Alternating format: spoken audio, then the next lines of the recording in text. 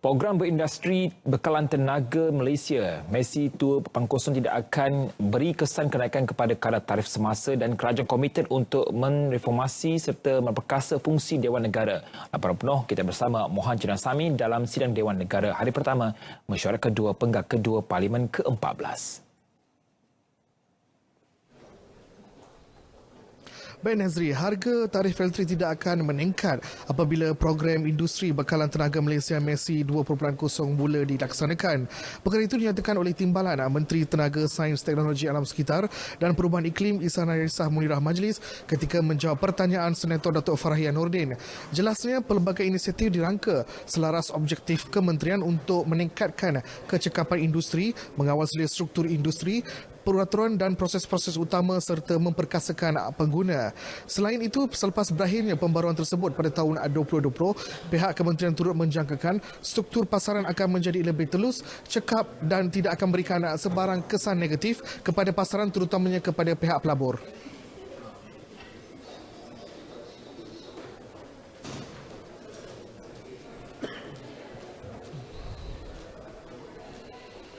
Kementerian akan sentiasa memastikan bahawa semua inisiatif tidak akan memberikan kesan kepada yang buruk kepada mana-mana pihak dan juga dalam masa yang sama kita pulangkan balik kepada pengguna.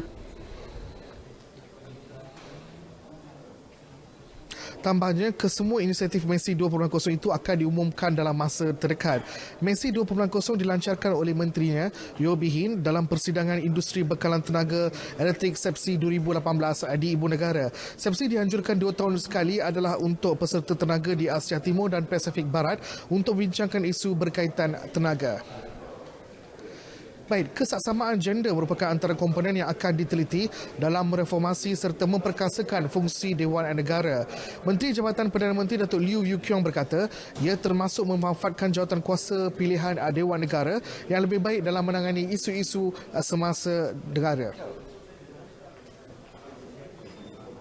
Kerajaan sentiasa komited dalam menunaikan janji 16 manifesto Pakatan Harapan iaitu mengembalikan wibawa institusi Parlimen, khususnya dalam memperkasakan institusi Dewan Negara agar ia memainkan peranan sebagai mekanisme semak dan juga imbang kepada Dewan Rakyat serta kepada Badan Eksekutif. Dalam hal ini, Tuan Ketua, saya juga telah pun berjumpa dengan ahli-ahli yang berhormat sendiri serta ahli jawatan kuasa kerja reformasi Dewan Negara yang lain pada 4 hari bulan Julai yang lalu untuk menerima laporan penuh reformasi Dewan Negara. Dalam pada itu, Datuk Liew menjelaskan satu jawatankuasa pilihan Dewan Negara juga perlu diwujudkan selaras Peraturan 74 Dewan Negara. Beliau juga berharap Akta Pilihan Parlimen 1963 boleh dipinda pada sesi Parlimen akan datang.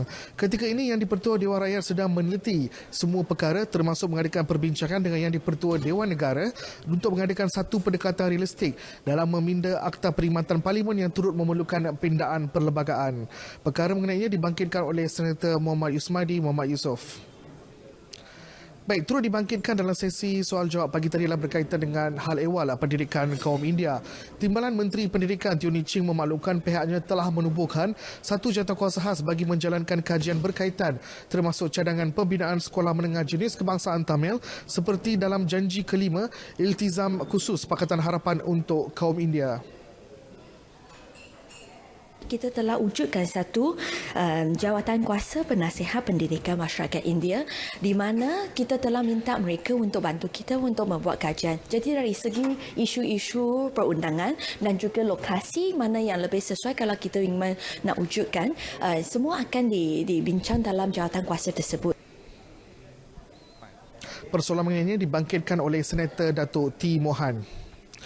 Baik, sementara itu Dewan Rakyat hari ini memperkenalkan pelantikan semula Yang Berhormat Zaidi Suhaili sebagai Senator baru. Pelantikannya melalui Dewan Undangan Negeri Sarawak mengikut perkara 45/1/A Perlembagaan Persekutuan. Beliau mengangkat sumpah di hadapan Yang di-Pertua Dewan Negara Tan Sri S.A. Vikneswaran. Sementara itu Tan Sri S.A. Vikneswaran memaklumkan bahawa mesyuarat Dewan Negara hanya dilihatkan pada 30 Julai ini dan akan bersidang semula pada hari berikutnya. Cuti tersebut adalah bersempena dengan istiadat pertabalan ke bawah duli Yang Maha Mulia Seri Paduka Baginda Yang di-Pertuan Agong ke-16 Al-Sultan Abdullah Yauddin Al-Mustafa Billah Shah. Baik, Dewan Negara yang memulakan sidang hari ini turut menzahirkan ucapan takziah ke atas kemangkatan Paduka Anda Sultan Haji Ahmad Shah Al-Mustafa bin Billah bin Ilbiri Almarhum Datuk Bakar di Institut Jantung Negara IJN pada 22 Mei lalu. Ahli Dewan Negara turut bertafakur selama seminit sebelum sesi soal jawab bermula. Dalam ucapan sembah takziah itu, Yang di-Pertua Dewan Negara Tan Sri S.A. Vikneswaran turut merakamkan ucapan takziah kepada seluruh kerabat diraja Pahang.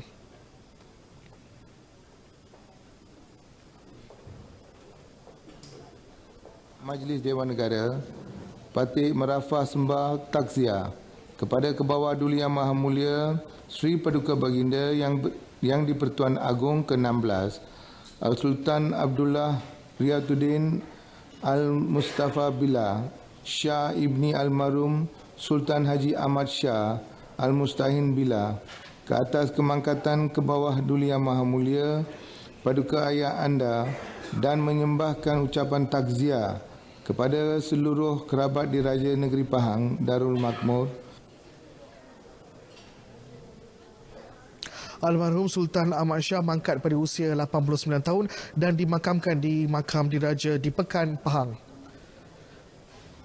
Baik, seperti biasa, Dewan berhenti berehat sehingga jam 2.30 petang dan Dewan Negara akan menyambung semula perbahasan rang undang-undang pengisytiharan harta yang terlampau diluluskan di Dewan Rakyat awal bulan ini. Jadi sekian saja laporan saya dari Parlimen. Kembali bersama Nazri di studio. Silakan.